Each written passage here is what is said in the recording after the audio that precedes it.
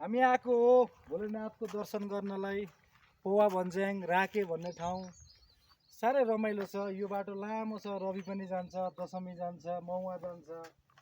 भोलेनाथको अगाडि आएर चाहिँ हामी रमाइलो गर्ने हो। भोले बाबालाई दर्शन गर्दैछौँ। घन्टी बजाउँछौँ, घन्टी यसरी बज्छ है भोलेनाथको।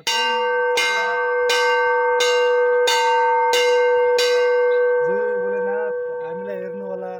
पहाडमा घुम्न आएको छौँ, रमाइलो ठाउँ छ। हामी मिल्ने साथी छौँ 3 जना भन्दा घुम्दै आएको हो।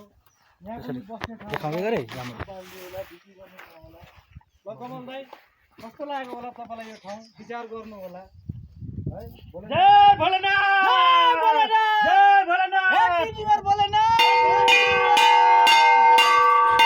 नयाँ सालको शुभकामना छ हाम्रो भोलेनाथलाई। नयाँ साल 1 गते हो आज।